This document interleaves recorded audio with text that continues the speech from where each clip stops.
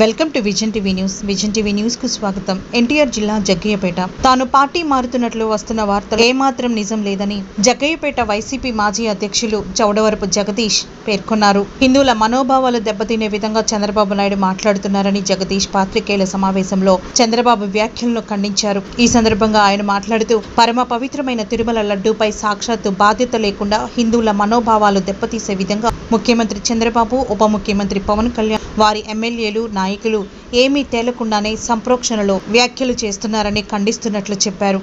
దీర్ఘకాలం జగ్గపేటలో town party president చేసిన వైఎస్ఆర్సీపీ పార్టీకి ఆ తర్వాత గత సుమారుగా పోయిన ఆగస్టుకి 3 సంవత్సరాలు కంప్లీట్ అవుతుంది దూరంగా ఉంటున్న రాజకీయాలకి. కానీ ఈరోజు ఈ టీడీపీ గవర్నమెంట్లో సాక్షాత్తు ముఖ్యమంత్రి గారి బాధ్యత లేకుండా మరి ఈ తిరుపతి లడ్డు విషయంలో కోట్లాది మంది హిందువుల మనోభావాల్ని దెబ్బతీసే విధంగా ఆయన కానీ, ఆయన తర్వాత పవన్ కళ్యాణ్ గారు కానీ, వాళ్ళ ఎమ్మెల్యేలు కానీ చాలా అడుగులుగా మాట్లాడుతూ ఏమీ తేలకుండానే సంప్రోక్షణలని రకరకాలుగా చేస్తున్నారు. సో వాటన్నిటిని కూడా మేము ఖండిస్తున్నాము. జగన్మోహన్ రెడ్డి గారు 100% ఈ విషయంలో పార్టీ తరఫున హైకోర్టులో పిల్లు వేయించారు. దేనికైనా సిద్ధం ఉంటున్నారు. గవర్నమెంట్ మీ చేతిలో ఉంది కాబట్టి దేనికైనా విచారణకు సిద్ధం ఉంటున్నారు. దోషులు తేలితే తేల్చమంటున్నారు. ఏదైనా స్వయం ప్రతిపత్తి గల బోర్డు, టీటీడీలో బోర్డు అనేది స్వయం ప్రతిపత్తి గల బోర్డు. గవర్నమెంట్కి ఆ బోర్డుకి సంబంధం ఉండదు. ఆ బోర్డులో చాలామంది బీజేపీ మినిస్టర్లు రిఫర్ చేసిన బీజేపీ వాళ్ళ బోర్డు మెంబర్స్ కూడా ఉన్నారు. ఆ బోర్డు నిర్ణయం తీసుకుంటుంది కానీ జగన్మోహన్ రెడ్డి గారు నిర్ణయం తీసుకోండి. ఇదంతా కూడా మరి ఆ గతంలో టీడీపీ గవర్నమెంట్లో కూడా ఏదైనా తేడా వచ్చినప్పుడు కొద్దిగా వెనక్కి పంపించడం, ఒక 18 ట్యాంకర్లు వెనక్కి పంపించేశారంట. అలానే వైసీపీ గవర్నమెంట్లో కూడా కొన్ని ట్యాంకర్లు వెనక్కి పంపించడం జరిగింది. అంతేగాని ఇప్పుడు దేనికైనా విచారణ చేద్దాం అంటే ఏమీ తేలకుండా ఇప్పుడు ఆల్రెడీ చెన్నైలో ఉంది ఏది ల్యాబ్, అక్కడ చేయించుకుని ఎక్కడో గుజరాత్కి వెళ్ళి చేయించాల్సినంత అవసరం ఏముంది? ఎక్కడో రిపోర్ట్ తీసుకొచ్చి 2 నెలల క్రితం రిపోర్ట్ చేసి ఇప్పటిదాకా బయటకు ఎందుకు పెట్టలేదు? ఇది సున్నితమైన విషయం. సరే, ఏదన్నా ఉంటే సున్నితమైన విషయం, దీన్ని బాధ్యత గల ముఖ్యమంత్రి గారు. కానీ ఇవాళ హిందువుల మనోభావాల్ని దెబ్బతీసే విధంగా సంప్రోక్షణలని అయ్యని ఏమీ తేలకుండానే చేయటం అనేది చాలా దురదృష్టకరం. రాజకీయాలని ఉండాలి కానీ దిగజారని రాజకీయాలు చేయటం అనేది చాలా ఇదిగా ఉంది. మరి అనేక రకమైన హామీలు ఇచ్చి ఈ గవర్నమెంట్ మరి ఫామ్ అయింది. మరి ఈ రోజున స్టీల్ ప్లాంట్ ఓ పక్కన ఈ ఇష్యూ లేపారు, ఓ పక్కన స్టీల్ ప్లాంట్ మరి కట్టబెట్టే ప్రయత్నాల్లో ఉన్నారు. అలానే చాలా జరుగుతున్నాయి. మరి అయోధ్య అన్నారు. అయోధ్య ఏమైంది? అక్కడ కాంగ్రెస్ పార్టీ గెలిచింది. మరి వీళ్ళు ఇంత చేస్తే వాళ్ళు గెలవాలి కదా, బీజేపీ గెలవాలి కదా. మరి ఈ రోజున ఇక్కడికి వచ్చి ఇప్పుడు దీని మీద కొత్తగా ఇవన్నీ కూడా వెనక ఏదో జరుగుతుంది కుట్ర. మాకైతే డౌట్ ఉంది. జగన్మోహన్ రెడ్డి గారు ఖచ్చితంగా మీరు హామీలు ఇచ్చారు, వాటిని చేయండి. ఈ 100 రోజుల పాలన డైవర్షన్ పాలిటిక్స్ చేస్తున్నారని అంటున్నారు ఆయన. సరే, అవన్నీ మరి వాళ్ళకి అధికారం ఇచ్చారు కాబట్టి జనాలు ఇచ్చారో వేరే రకంగా వచ్చిందో చాలా అనుమానాలు జనాలందరికీ కూడా.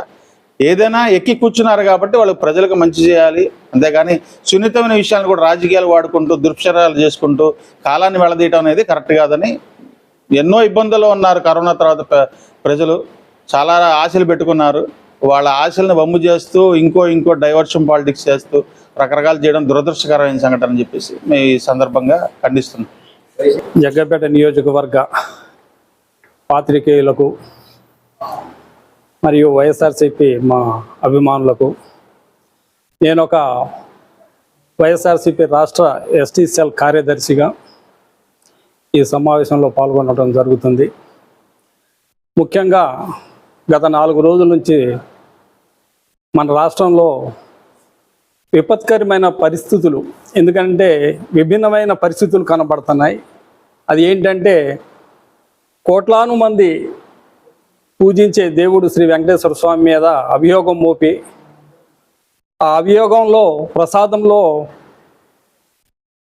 ఆవు కొవ్వు అని చెప్పి, పంది కొవ్వు అని చెప్పేసి చాలా దురదృష్టకరమైనటువంటి వ్యాఖ్యలు ఒక రాష్ట్ర ముఖ్యమంత్రి చంద్రబాబు నాయుడు గారు చేయటం చాలా విచారకరం. ఇది కోట్లాను మంది హిందువుల యొక్క మనోభావాలను దెబ్బతీయటంగా కనబడుతుంది. అంటే వెంకటేశ్వర స్వామి గుడికి రావద్దని చెప్పి తెలియజేయటమా, లేకపోతే జరిగినటువంటి నష్టాన్ని పూడ్చడానికి సంప్రోక్షణ కార్యక్రమాలు చేయటమా అనేది తెలియట్లేదు. గత 4 రోజుల నుంచి చూస్తే చంద్రబాబు నాయుడు గారు చెప్పిన ఈ విధమైనటువంటి వ్యాఖ్యలు చాలా దురదృష్టకరం. ఇది చాలా విచారించదగ్గ విషయం.